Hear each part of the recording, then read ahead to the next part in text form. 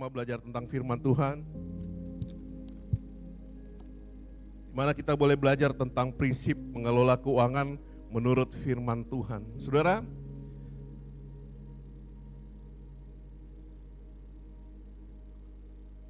semua orang, siapapun kita, tua, muda, ya, wanita, pria, ya, kita tidak bisa menghindar yang namanya uang, saudara.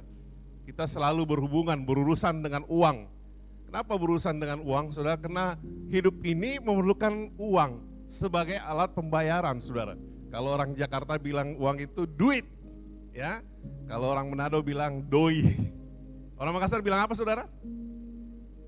Gak ada yang orang Makassar ya? Kalau orang Makassar bilang doe. Kalau orang Bugis bilang apa? Kebetulan saya tinggalnya di daerah Bugis. Kalau orang Bugis bilang dui. Ada yang orang Batak sini?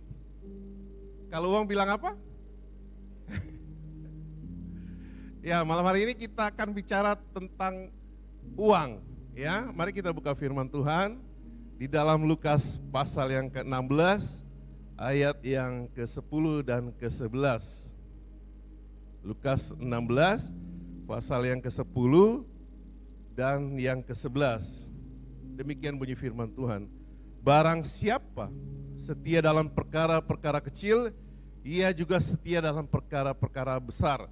Dan barang siapa tidak benar dalam perkara-perkara kecil, ia tidak benar juga dalam perkara-perkara besar.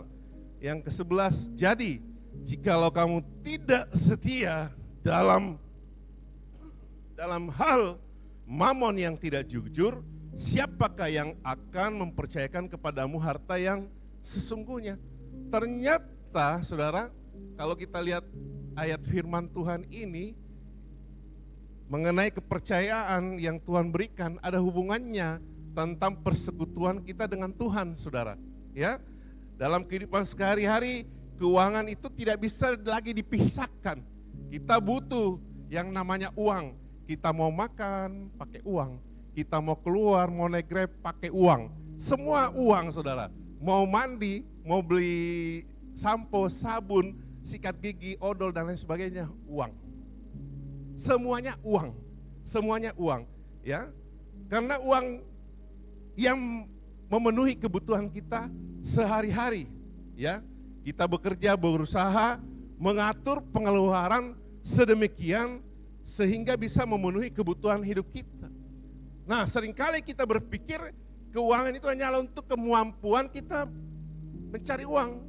Karena kita pikir, mudah, gampang. Yang penting kita bisa cari uang, saudara. Tapi ternyata tidak demikian, saudara. Ya, kalau kita lihat di dalam pasal ayat yang ke-11, di sana dikatakan, jadi jikalau kamu tidak setia dalam mamon yang tidak jujur, mamon bercerita tentang uang, saudara. Kalau uang saja kita tidak bisa dipercaya, bagaimana Tuhan bisa mempercayai kita hal yang lebih besar lagi. Hal kekekalan. Kekekalan itu bukan yang gampang rusak, yang mudah diambil oleh ngengap. Kekekalan yang kita cita-citakan itu harta yang paling besar, ya. Kalau kita setia kepada uang, kepada mamon, Tuhan akan memberikan kita harta yang lebih besar atau harta yang sesungguhnya. Nah, keuangan adalah bagian dari pengelolaan, bagaimana kita mengelola dan kita bertanggung jawab kepada Tuhan. Saudara, mari kita lihat di Amsal 28 ayat yang ke-20, saudara. Kita lihat Amsal 28 ayat yang ke-20. Mungkin bisa dibantu.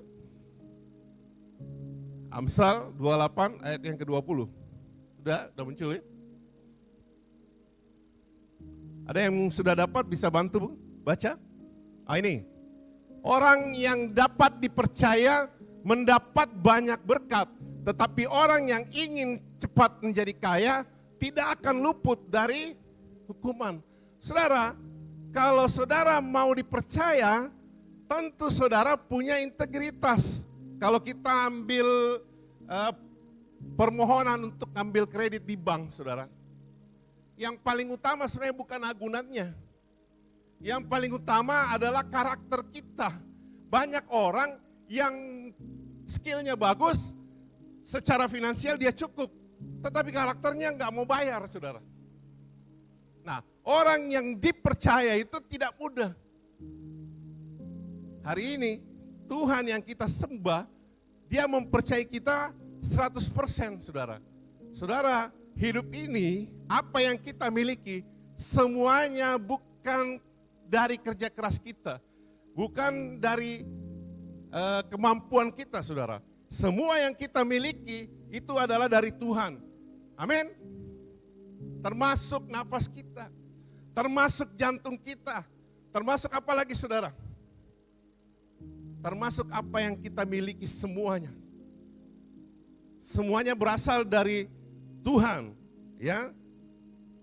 Nah, di dalam pasal 16, Lukas 16 ayat yang ke-10-11 mengajarkan kita bagaimana kita setia kepada kepercayaan yang Tuhan sudah kasih kepada kita.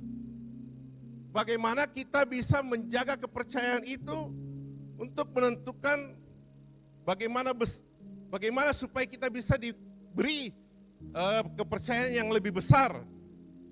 Bagaimana kita bisa mengelola uang dengan benar.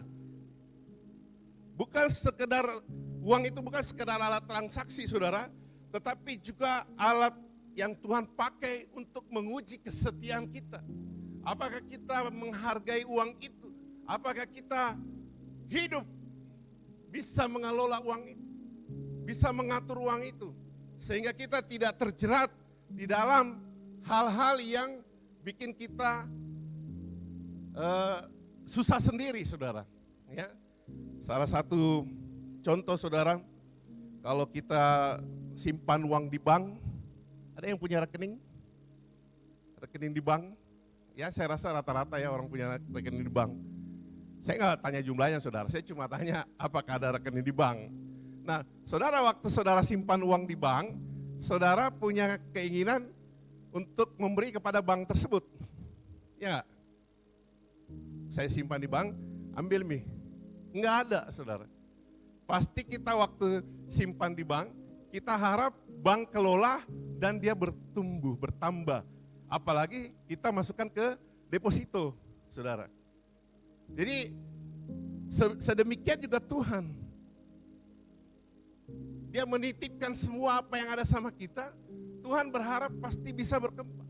Semakin Anda kelola dengan baik, semakin bertumbuh, Tuhan akan beri lagi yang lebih besar. Tuhan beri lagi yang lebih bertambah lagi, saudara. Ya, nah, cara kita mengelola uang menunjukkan apakah kita hidup dengan hikmat, takut akan Tuhan, dan prinsip-prinsip yang menolong kita mengelola keuangan dengan benar, saudara. Ada 4 poin di sini yang saya catat. Yang pertama, prinsip mengelola keuangan menurut firman Tuhan, kita sadar seperti yang saya bilang tadi, waktu kita lahir, saudara, kita tidak bawa apa-apa. Waktu kita mati juga nggak bisa bawa apa-apa, saudara. Makanya semua kita harus sadar prinsipnya hari ini, bahwa semua yang kita miliki adalah milik Tuhan. Tuhan titipkan untuk kita kelola dengan baik. Menyadari bahwa semua yang kita miliki adalah dari Tuhan. Pekerjaan kita, usaha kita, kemampuan kita bekerja, kesehatan kita, bahkan kesempatan yang kita miliki, semuanya itu adalah dari Tuhan. Berkat Tuhan, saudara. Ya, haleluya. Kita lihat di dalam Kejadian pasal yang kedua, ayat yang keempat sampai yang kelima, saudara. Kejadian pasal yang kedua, ayat yang keempat sampai ayat yang kelima, saudara.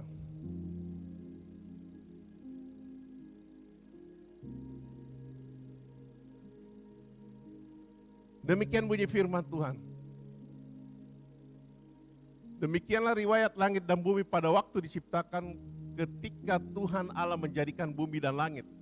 Ayat yang kelima, belum ada semak apapun di bumi. Belum timbul tumbuh-tumbuhan apapun di padang. Sudah ada enggak waktu diciptakan? Belum. Semak dan tumbuh-tumbuhan. Ayat selanjutnya.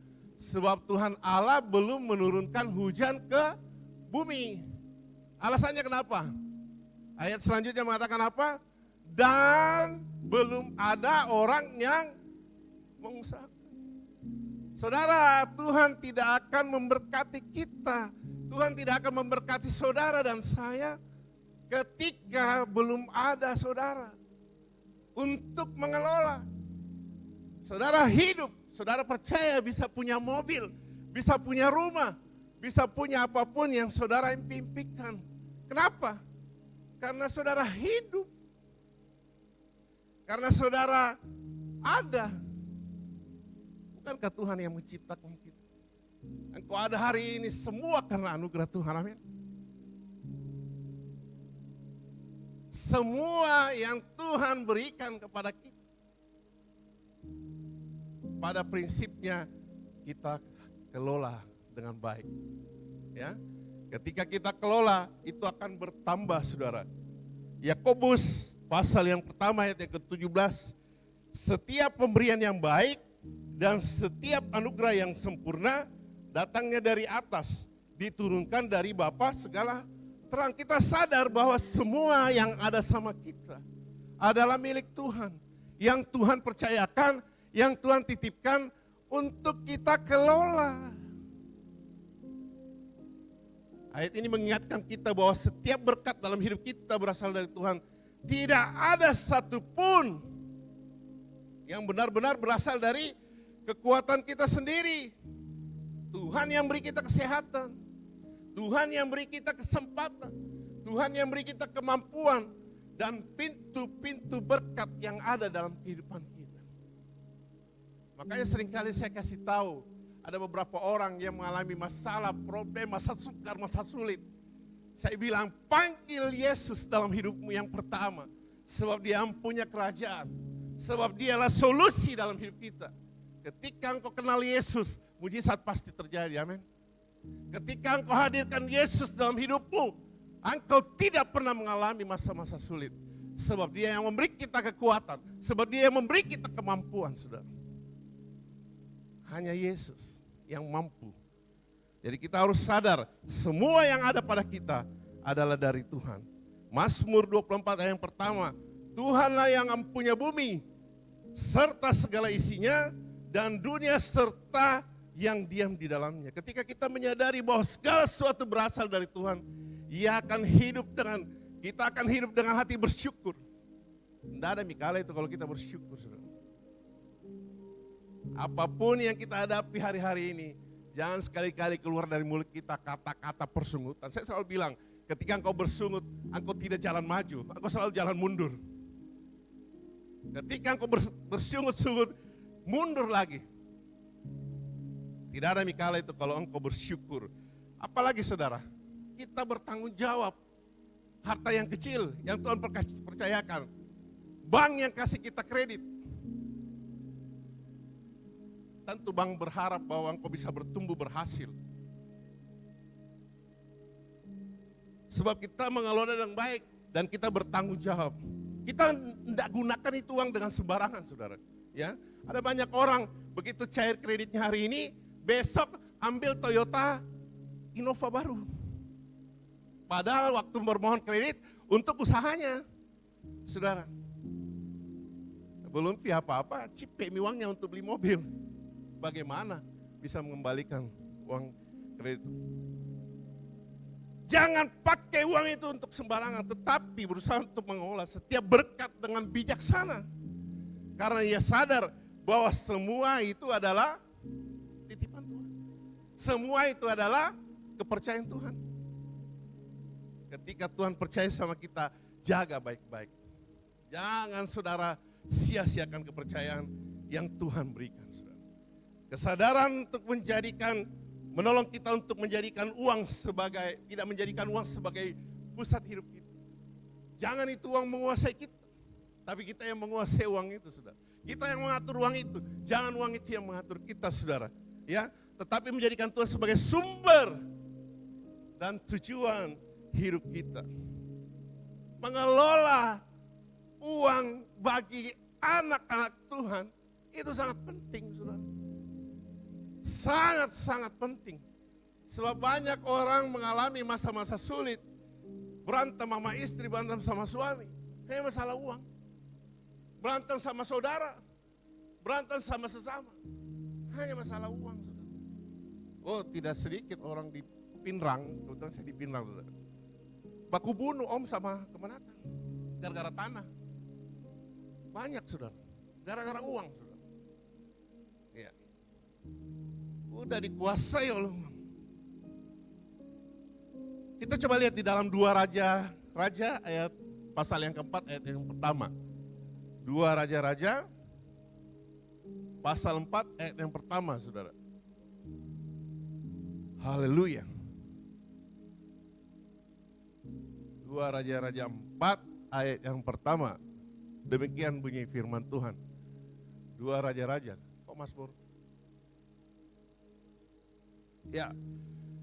Salah seorang dari istri-istri para nabi mengadukan halnya kepada Elisa sambil berseru, hambamu suamiku sudah mati. Hambamu suamiku sudah mati dan engkau ini tahu bahwa hambamu ini takut akan Tuhan. Sampai sini dulu, saudara. Banyak orang hidup takut akan Tuhan. Saya percaya ketika kita takut akan Tuhan, kehidupan spiritual kita baik. Hubungan kita dengan Tuhan baik, saudara. Tapi kita lihat ayat selanjutnya, saudara. Apa dikatakan sana? Tetapi sekarang penagih hutang sudah datang untuk mengambil kedua orang anak untuk menjadi budaknya. Ternyata nabi ini waktu dia mati ada utangnya, saudara. Karena istrinya gak bisa bayar, anaknya akan ditagih. Bahasa kerennya sekarang ditagih sama debt collector. Banyak orang tahu firman, mengerti, rajin ke gereja, tetapi sorry to say, tidak tahu mengelola keuangan. Nabi ini nabi loh, meninggalkan utang. Atau ada di sini ibu-ibu yang mau diwariskan oleh suaminya utang? Ada. Coba colek kiri kanan. Kayaknya saya kenal orang itu. Ada ibu-ibu yang mau diwariskan utang? Enggak ada, saudara. Nah, makanya malam hari ini, saudara, saya sangat tekankan penting sekali. Kita disiplin, kita mengelola uang dengan baik, dengan benar. Ya, salah satunya adalah kita harus bekerja, poin yang kedua. Saudara, kita harus bekerja untuk kita mengelola keuangan, kepercayaan Tuhan berikan supaya dia bertumbuh, ya. Kita bekerja dengan rajin, lalu dengan nilai-nilai kebenaran, saudara. Amsal 10 ayat yang keempat. Tangan yang lambat membuat kita miskin, tetapi tangan orang rajin menjadikan kita kaya. Saudara mau kaya, mau bertambah hartanya, tapi gak mau kerja, gak bisa, saudara. Jadi kita harus kelola dengan baik, supaya bisa dipercaya yang lebih besar. Amsal 15 ayat yang ke-6. Penghasilan orang fasik akan membawa perusakan. Saudara, kalau saudara hidup hati-hati, saudara, ada 3 poin di sini yang saya saksikan, saya sendiri mengalami, saudara. Yang pertama, saudara hidup, jangan hidup boros, saudara. Saudara harus hidup irit, saudara. Mari kita lihat Amsal 21 ayat yang ke-20, saudara. Amsal 21 ayat yang ke-20. Saya mau tanya dulu, saudara, apa bedanya irit dengan medit? Ada yang tahu medit? Medit itu kikir, pelit. Nah, medit ini di atasnya yang 2 tadi itu. Biasanya kalau medit buat orang lain, dia mau minta sampai 2 kali kiamat juga nggak akan dikasih, saudara. Tapi kalau untuk boros, untuk diri sendiri, selalu ada. Kita kayak mau belanja, semua ada, boros. Ya saudara. Tapi kalau irit, kita adalah orang bijak dalam mengelola uang, saudara. Amsal 21 ayat yang ke-20, harta yang indah dan minyak ada di kediaman orang bijak. Ketika kita hidup irit, kita akan mengelola dengan baik. Firman Tuhan katakan kita adalah orang bijak, tetapi orang yang bebal memboroskannya. Jadi saya bisa bilang enggak? Saya bisa simpulkan enggak? Orang yang boros adalah orang, saya enggak dengar. Orang yang boros adalah orang, bukan saya loh yang bilang. Hari ini saudara, maukah kita hidup irit saudara? Maukah kita hidup hemat? Salah satu jurusnya itu saudara. Ya, untuk kita mengelola uang dengan benar, kita harus hidup irit. Kita harus bijak di dalam memakai uang. Kalau nggak perlu-perlu amat nggak usah saudara. HP-nya masih bagus, nggak usah ganti saudara. Kecuali kalau kita nelpon, dia ngomong halo, yang masuk yang lain ya boleh udah diganti itu saudara. Tapi kalau masih bagus, ada model baru, tunda dulu saudara. Ya, iya nggak perlu-perlu saudara. Sepatu masih bagus, baju masih bagus saudara. Ada model baru, iya tunda dulu. Kecuali sudah punya tabungan yang banyak saudara ya. Jangan ketika kita lihat sepatu baru, kita lihat-lihat di HP, di Shopee, wih keren banget ini. Tetanggaku kemarin baru pakai, waduh kalau saya pakai ini bagus. Hati-hati saudara, di HP sekarang gampang sekali. Ada puluhan ribu, hanya dipencet bisa langsung cair ke rekening. Yang namanya apa saudara? Pinjol, pinjaman online. Tapi ingat saudara, pinjol bisa bikin benjol. Gampang ambilnya, bayarnya susah nanti saudara. Saudara mesti hati-hati saudara. Ya. Apalagi yang kedua, ingin cepat kaya. Amsal 13 ayat yang ke-11. Saya mau tanya, menjadi kaya dosa enggak? Siapa yang mau jadi kaya? Wih, cepet banget. Semua orang pasti mau kaya, saudara ya. Tapi jangan kita menghalalkan segala cara. Jangan kita mau cepat kaya. Kita mau kaya tapi nggak mau melalui prosesnya. Ayo kita baca 13 ayat yang ke-11. Harta yang cepat diperoleh, coba kita catat baik-baik. Harta yang cepat diperoleh akan berkurang. Tetapi siapa yang mengumpulkan sedikit demi sedikit akan menjadi kaya. Pelan-pelan mau kok.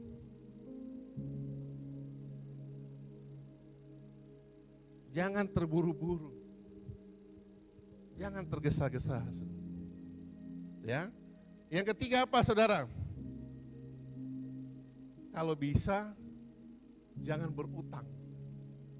Amsal 22 ayat yang ke-7. Saya mau tanya, utang boleh enggak?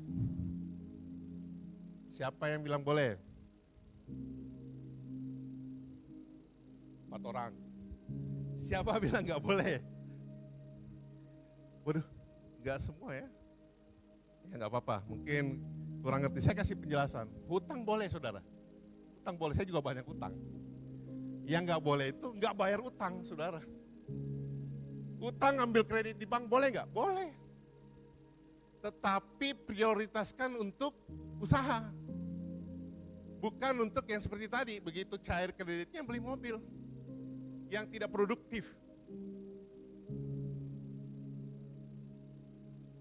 Ketika kita ambil kredit, kita harus berkembang. Misalnya kita ambil 1 juta, harusnya 1 bulan bunganya berapa, kita harus dapat lebih dari itu. Jangan ketika kita ngambil kredit 1 juta, bulan depan gak bisa bayar bunganya, ngambil lagi untuk tutupi ini. Itu namanya tidak bijak, saudara. untuk menutupi. Lama-lama saudara pasti boncos. Hitung baik-baik. Kalau perlu ambil hutang, ambil. Kalau nggak perlu, nggak usah. Kalau bisa ditunda-tunda. Kalau nggak bisa beli rumah, kontrak aja dulu. Kalau kau tidak bisa naik motor, naik Grab. Kau baru bisa beli sepeda, kau beli motor, Mi. Kau bisa beli motor, kau beli mobil, Mi. Ya. Jadi kita harus menahan, ya. Salah satu pengelolaan uang yang baik adalah menahan nafsu kita. Ya, menguasai hidup kita, menguasai keinginan kita, Saudara. Ya. Firman Tuhan mengajarkan bahwa berkat seringkali datang melalui kerja keras kita, kerajinan kita. Tuhan tidak merancangkan manusia untuk hidup dalam kemalasan, ya. Sebab tetapi untuk bekerja dengan tekun dan bertanggung jawab. Orang yang rajin biasanya lebih berkembang karena ia setia dalam tugasnya. Kerajinan itu akan membuka kesempatan, Saudara. Haleluya. Dan menghasilkan berkat dari kehidupan saudara. Sebaliknya kemalasan dapat membuat seorang kehilangan banyak kesempatan, Saudara. Namun Alkitab juga menekankan bahwa bukan hanya rajin bekerja, tetapi penting juga saudara mengingat nilai-nilai kebenaran. Sebab begini, Saudara, untuk apa saudara punya uang banyak? Untuk apa saudara kaya tapi tidak berkenan di hadapan Tuhan? Ada lagunya itu. Apa artinya hidup ini? Waktu saya sekolah minggu. Tanpa Yesus kau miliki. Apa artinya kekayaan? Tanpa Yesus kau miliki. Bila saatnya telah tiba, kita dipanggil olehnya, maka semua yang kita miliki tidak akan berarti lagi. Uang yang kita cari bisa banyak. Mungkin saudara pikir, dia saja tidak kenal Yesus bisa kaya. Dia saja tidak ke gereja bisa beli ini beli itu. Ingat, Saudara, untuk apa kita punya uang tapi tidak berkenan sama Tuhan? Haleluya. Amsal 15 ayat yang ke-6. Mari kita lihat lagi. Hari ini kita banyak firman, Saudara. Sebab firman itu saya percaya akan memberikan kita jalan keluar. Firman itu yang menguatkan kita. Yang ayat yang ke-6, di rumah orang benar ada banyak harta benda. Amin. Di rumah orang benar. Jadi saudara jangan takut.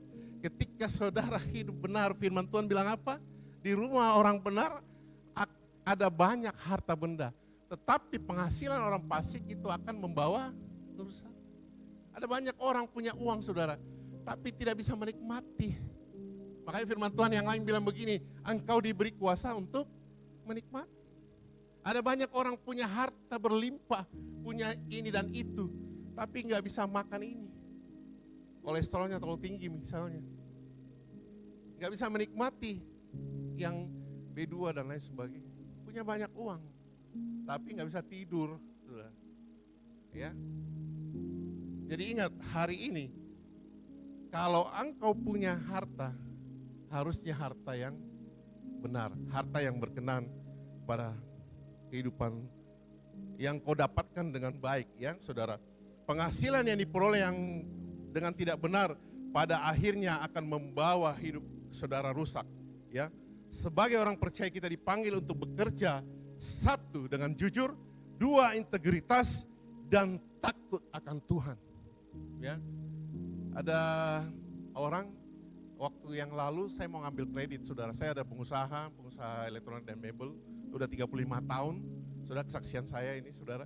Saya mau ngambil kredit, waktu ngambil kredit saya ajukan sekian. Ada yang mengatakan bahwa, dia tanya istri saya, itu suamimu itu terlalu lurus. Artinya dengan agunan sekian bisa dapat kredit yang sekian.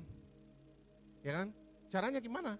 Kalau misalnya nilai bangunannya ditaksasi misalnya nilai sekian, itu bisa kita kasih piti-piti sedikit, doi-doi sedikit, untuk dia naikkan nilai taksasinya, supaya kita bisa dapat cair yang lebih besar. Saya tanya istri saya, nggak apa-apa, Orang bilangi saya, hidup saya lurus-lurus, hidup saya gitu-gitu aja, gak apa-apa. Yang penting kita sesuai dengan kebenaran. Saya berpikir begini saudara, untuk apa saya begitu? Sedangkan ini uang saya mau pakai usaha. Belum apa-apa, saya sudah curang. Belum apa-apa, saya sudah kalasi. Belum apa-apa, saya sudah tidak berkenan sama Tuhan. Bagaimana Tuhan mau berkati?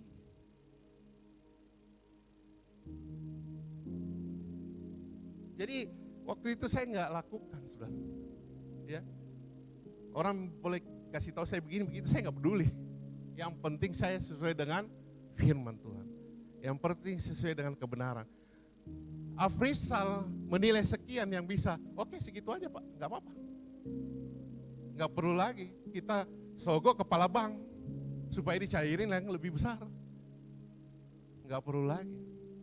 Saya terlalu yakin dan percaya begini, bank ini bukan hanya nilai agunan, tapi dia nilai orangnya, integritasnya, karakternya. Ya enggak? Banyak orang punya uang ketika punya kredit gak mau bayar.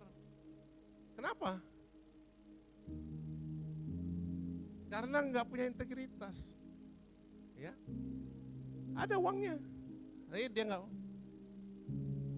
Ada orang ketika ambil kredit, memang niatnya bahwa uang ini, uang kredit ini memang punya saya udah. Punya nenek moyang lo. Kalau kau ambil kredit itu harus dikelola supaya bisa berkembang, lalu bisa bayar bunga, lalu bisa memajukan usaha, saudara.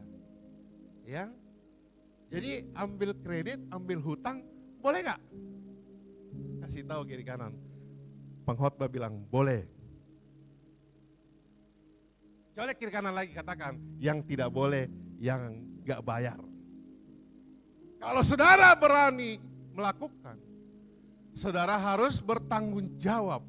Demikian juga ketika Tuhan percaya kita, saya mau kasih tahu begini saudara, tidak gampang Tuhan percaya kita, amin. Gak usah Tuhan deh, temen aja mau cerita, dia gak gampang percaya kita. Hah? Ada yang ngalami gitu? Amin gak saudara? Dia gak gampang cerita unek-uneknya dia, usahaan dia. Dia harus lihat kita dulu. Dia percaya baru dia cerita. Tuhan juga gini saudara. Dia lihat kita punya karakter. Saudara kenapa hidup saudara gak maju-maju? Gak bertumbuh-bertumbuh. Karena Tuhan tidak mau melangkah step lagi di atasnya. Karena Anda belum lulus. Yang Tuhan percayakan Anda belum kelola dengan baik. Tapi ketika saudara kelola dengan baik, Tuhan akan beri lagi yang lebih besar. Dulu saya cerita lagi saudara. Pertama saya ngambil kredit 5 juta.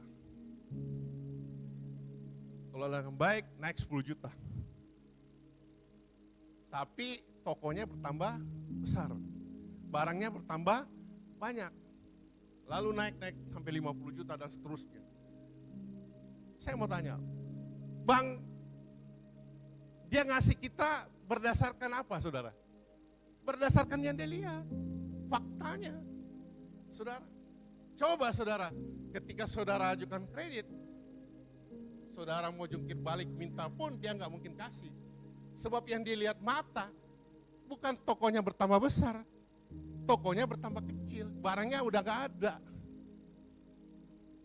Hari-hari ini saya mau saksikan, saya mami itu yang tidak mau ambil barang. Saya selalu ditawari, bos kenapa nggak ambil barang gini-gini. Saya selalu bersyukur kepada Tuhan. Karena saya melakukan firman, karena saya mengelola dengan baik.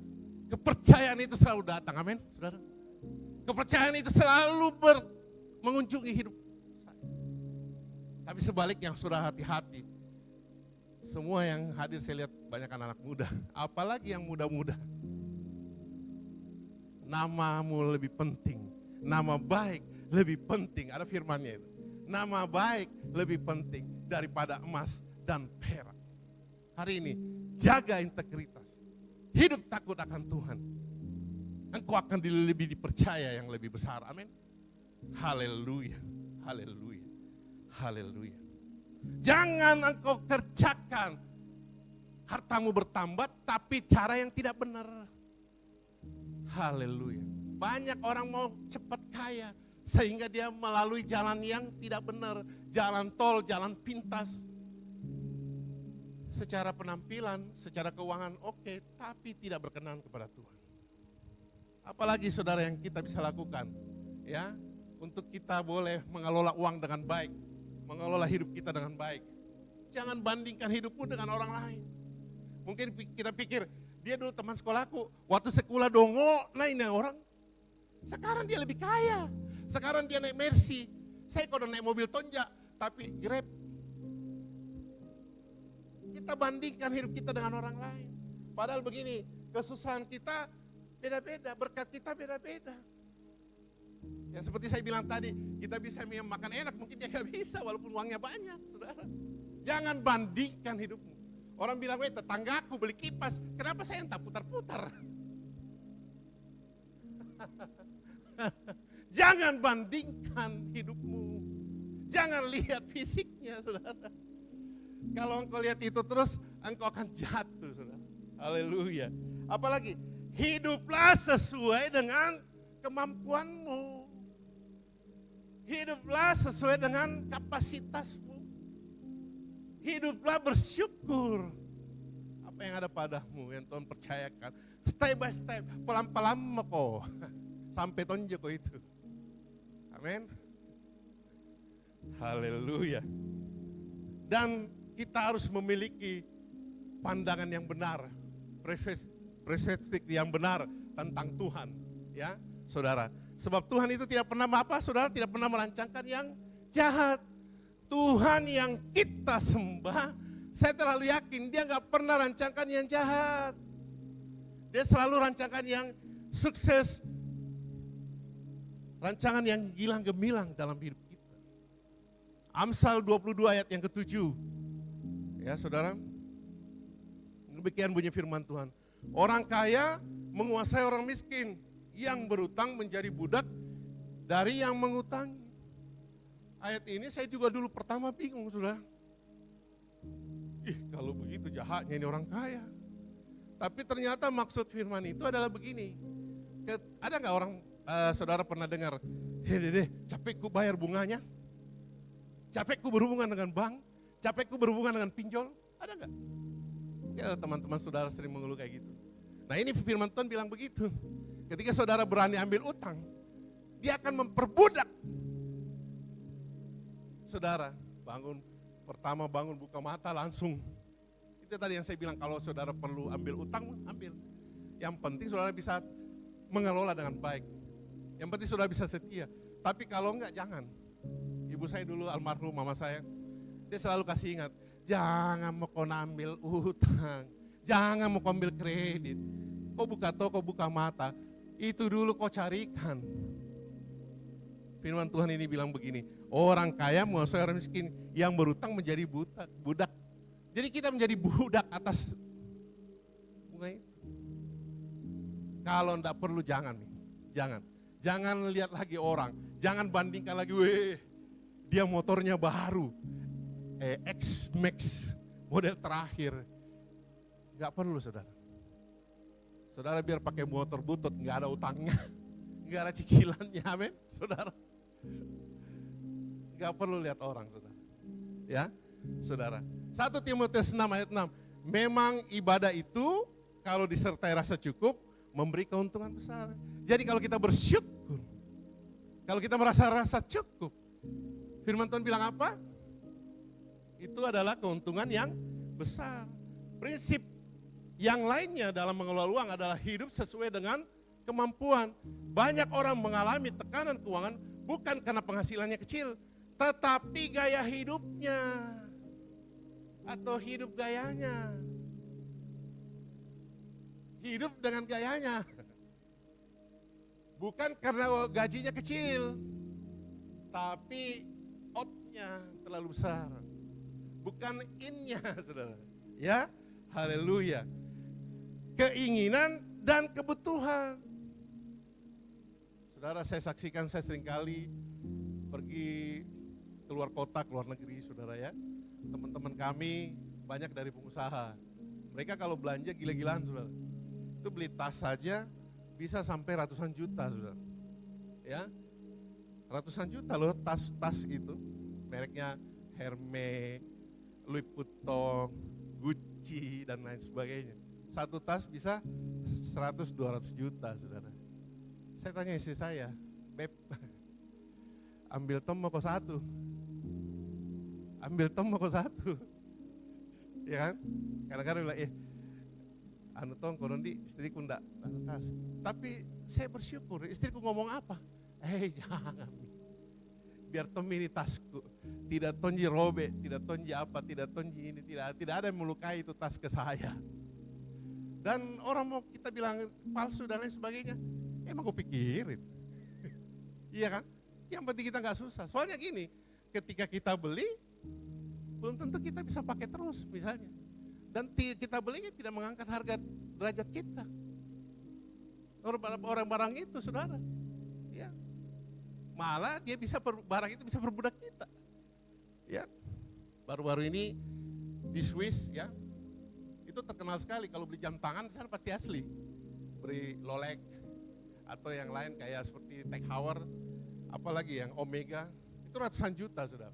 Ya, istriku bilang, Beb, beli mau kau ambil mau kau satu. Toh, yang ini mau agak murah-murah 50 juta mau. Ya mau kau ambil yang 100 juta. Saya bilang, jangan. Itu keinginan, bukan kebutuhan, saudara. Ya, keinginan oleh mata, tapi belum kebutuhan. Cara finansial kami mampu, tapi bukan itu yang prioritas. Ingat, saudara, itu tidak akan menambah derajat kamu sedikit pun. Orang tidak akan mengecilkan kamu juga. Ketika engkau tidak hidup benar, itu yang orang bisa kucilkan, saudara. Itu orang bully kalian. Tapi kalau saudara hidup benar, apa yang kau lakukan, apa yang kau bilang, itu yang kau lakukan. Apa yang kau lakukan, itu yang kau bilang. Orang akan menghargaimu. Ya, hari ini saudara penting sekali hal-hal yang saya sampaikan, tolong perhatikan. Sebab ini yang kita alami setiap hari, step by step, waktu demi waktu. Yang kadang kita tidak sadari. Mulai saudara dari bangun, pagi, siang, sore, malam, tengah malam. Itu yang saudara akan lakukan, alami. Dimanapun saudara, di kantor, di sekolah, di pekerjaan, di gereja, dimanapun. Jangan engkau selalu bilang, biar kita baik-baik saja di hadapan orang, lihat Ki, biar dia lihat Ki di tempat kerja bagus, nanti Tompi di rumah kita ribut. Jangan, saudara. Jangan. Hidupmu harus benar di luar dan di dalam. Bahkan kalau ada bilang lebih baik, harus lebih baik yang di dalam. Saudara, engkau harus menikmati hidupmu. Engkau harus hidup takut akan Tuhan. Haleluya, haleluya, haleluya. Firman Tuhan mengingatkan kita bahwa hutang dapat membuat seorang kehilangan kebebasan dalam hidup kita. Saya selalu ingatkan, kalau perlu ambil, kalau tidak perlu nggak usah. Hati-hati, gadget, HP sekarang banyak sekali lewat. Begitu buka lewat lagi, gampang sekali. Di toko kami juga banyak, ada Kredivo, Indodana, ada Home Credit, ada semua. Ya, marketing kami itu kalau ada pembeli saudara, dia langsung bilang, Pak Bu, tidak pakai uang muka. Di HP, apalagi kalau yang sering lihat Shopee, wih, kayaknya ini bagus, murah. Ada orang begitu, saudara. Dia nggak perlu, tapi dia bilang murah. Tapi kalau murah kau beli, kau nggak pakai juga. Murahnya ini. Begitu klik, masuk, bulan depan pusing. Mau bayar, saudara. Hati-hati, ya. Harus bijak, saudara. Bukan berarti hutang itu juga salah. Enggak. Saya tadi bilang hutang boleh. Ya nggak boleh, nggak bayar. Jadi kalau kau sudah berani ambil hutang, ingat kok, bayar kok. Ya, saudara, jangan hutang itu menjadi beban. Harusnya hutang itu yang menolong kita, kredit itu yang menolong kita. Ada modal usaha, ya. Saudara, negara saja itu punya utang banyak sekali, saudara. Tapi negara kelola supaya bisa bertumbuh. bisa berkembang, saudara. Ya, jadi kita juga nggak boleh alergi, tapi itu yang selalu saya sampaikan bahwa kalau saudara perlu ambil, kalau nggak perlu jangan, saudara. Ya, tetapi firman Tuhan mengajar kita untuk berhikmat, berhati-hati di dalam mengambil keputusan tentang uang. Ingat, uang itu jangan yang atur kita yang atur. Saya mau tanya dulu, saudara, kalau punya uang 1 juta, orang bisa tabung 100.000. Ketika 1 juta dia udah bayar perpuluhan, dia masih bisa tabung 100.000, saudara. Lalu kemudian gajinya naik menjadi 2 juta. Berapa yang bisa dia tabung lagi? Ada yang bisa jawab? Tadi 1 juta dia bisa nabung 100. Sekarang gajinya naik 2 juta, dia bisa nabung berapa? Berapa? Atau saudara bingung? Yang di belakang jawab 200. Ada lagi yang jawab yang lain? Harusnya ketika saudara bisa nabung 100, ketika 1 juta, waktu 2 juta harusnya saudara bisa nabung 1 juta. Tapi ketika saudara bisa nabungnya 200, berarti pengeluaran saudara bertambah juga. Betul enggak? Iya dong. Tadinya saudara bisa hidup dalam 1 juta, bisa nabung 100, dapat 2 juta, kok hanya bisa 200? Harusnya bisa nabung lebih banyak, saudara. Coba pikir-pikir nanti ini PR. PR, saudara. Iya, ya dong, karena kalau 2 juta berarti kita lebih banyak belanja dari yang 1 juta tadi ketika kita dapat. Iya dong. Harusnya kita bisa lebih banyak nabung. Percayalah, ketika kita banyak nabung, kita bisa menjadi orang yang sukses. Amin. Kita bisa menjadi orang yang sehat, saudara. Ya, haleluya. Tidak terjebak dalam keinginan selalu memiliki lebih banyak. Hidup disertai rasa cukup membawa damai sejahtera dalam hidup kita. Haleluya. Yang keempat, yang terakhir, saudara. Mungkin waktunya sudah lebih, saya ambil sedikit, tapi saya percaya malam hari ini kenapa saya ambil lebih, karena sangat penting. Ya, apalagi anak-anak muda. Saya dulu menyesal, sudah umur sekian baru saya bisa mengerti firman Tuhan ini. Tapi saudara bersyukur hari ini, dari muda sudah mengerti, sudah tahu, tinggal melakukannya saja. Ya, menggunakan uang atau untuk menjadi berkat. Saudara, ketika saudara punya uang, ketika saudara dipercaya sama Tuhan, saudara harusnya membagi berkat. Bagi berkat kepada siapa? Kepada keluarga, kepada teman, kepada sanak saudara, family, kepada teman sepelayanan di gereja, memberi kepada Tuhan. Saya terlalu yakin begini, ada orang yang menabur harta tetapi bertambah kaya. Ada orang yang hematnya luar biasa tapi tetap miskin, tetap berkurang. Kenapa? Tidak bersyukur. Bukankah kita dikasih tahu tadi firman, jika engkau setia kepada hal yang kecil, Tuhan akan percayakan kamu lebih besar. Itu yang saya alami, saudara. Dulu kami mau pesan barang aja susah, saudara, gak ada yang percaya. Tapi saya pelan-pelan melakukan firman Tuhan. Lalu orang percaya, orang telepon, kasih barang. Dari sedikit bisa jadi banyak. Bahkan sekarang kita sudah dikasih. Dulu pakai ekspedisi, saudara, kirim barang. Lalu pakai mobil kecil, mungkin Grandmax. Lalu jadi mobil truk, lalu jadi mobil fuso. Sekarang sudah jadi kontainer, saudara. Haleluya. Dari satu kontainer nilainya ratusan juta, saudara. Orang yang memberi kami itu, dia tidak pernah ketemu kami, dia tidak pernah ketemu istri saya. Dia percaya. Kenapa? Karena kita menjaga, mengelola dengan baik. Menjaga kepercayaan. Jatuh tempo tanggal sekian kita bayar. Sebelumnya kita harus bayar.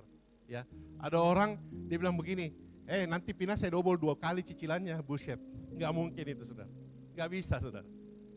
Jadi ketika saudara ambil tanggung jawab, saudara harus sisihkan. Saudara punya integritas, saudara punya komitmen. Bukan hanya melalui pinjaman, utang, tapi hidupmu, ya, memanage hidupmu.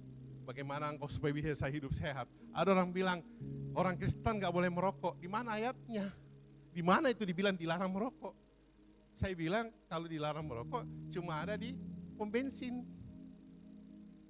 Sekarang kalau kau cari itu berarti kamu yang tidak mau berhenti merokok. Mungkin ada pendukung ayat yang lain, tapi kita manage hidup kita. Coba lihat, kalau kita sakit ke dokter pasti ditanya ngerokok enggak? Kenapa ditanya?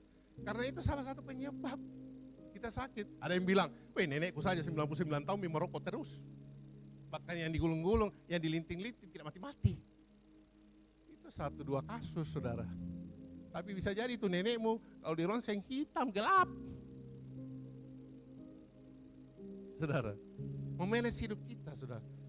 Menjaga hidup kita, menjaga kekudusan anak-anak muda. Ya, anak-anak muda harus taat akan firman. Saudara memanage hidupmu, memanage makanan, ya. Saudara kalau ada adik saya saudara, dia bilang begini, kalau saya tidak makan daging 1 hari, saya itu lemas, gemetar. Saya bilang, weh tekanan darahmu 235/145, hampir mau ke stroke. Kalau kita sudah dikasih alarm kayak gitu saudara, harusnya kalau kita bawa mobil kita rem. Betul gak? Ini masih ditancap gas terus. Salah satu tadi orang yang bebal saudara. Enggak memanage hidupnya, enggak melola hidupnya dengan baik. Bukan hanya keuangan yang kita kelola saudara, tapi hidup kita. Hidup kita yang masih muda, kita mau untuk kemuliaan bagi nama Tuhan, amin. Ada yang bilang, nanti Tompi baru saya kaya, baru saya melayani Tuhan. Sekarang saja kok tidak begitu, apalagi kok nanti tambah kaya. Saudara, jangan tunggu nanti, mulai hari ini, ya. Tujuan akhir dari keuangan menurut firman Tuhan bukan hanya memenuhi kebutuhan pribadi, tetapi supaya kita dapat menjadi berkat bagi orang lain. Tuhan memberi kita kehidupan bukan hanya untuk diri sendiri, juga dapat menolong semua mendukung pelayanan dan melakukan berbagai kebaikan. Ketika seorang mengelola keuangannya dengan bijaksana, ia mampu memiliki kemampuan untuk memberi memberkati orang lain. Melalui pemberian kita, pekerjaan Tuhan dapat terus berlanjut dan kehidupan orang lain dapat diberkati. Haleluya, haleluya. Memberi adalah bagian dari kehidupan orang percaya, dan melalui pemberian kita Tuhan memakai hidup kita sebagai saluran berkat bagi banyak orang. Melalui firman Tuhan, Lukas 16 ayat 10 dan 11 kita belajar bahwa keuangan bagian dari kesetiaan kita kepada Tuhan. Cara kita mengelola dengan baik uang tersebut menunjukkan apakah kita adalah pengelola yang setia atau tidak. Firman Tuhan saya tidak lanjut, kita tundukkan kepala, kita renungkan bagaimana prinsip-prinsip yang kita pelajari malam hari ini bisa kita terapkan dalam kehidupan kita sehingga kita tidak menyimpan ke kiri dan ke kanan, sehingga kita terus ada di dalam kehendak Tuhan, sehingga kita berjalan di atas relnya Tuhan, bukan karena kemampuan, tapi karena kasih-Mu Tuhan yang dalam kehidupan kita. Maukah saudara mengambil komitmen malam hari ini sebagai hidupmu yang masih muda untuk hidup bertanggung jawab apa yang Tuhan percayakan kepada engkau. Kita naikkan satu pujian.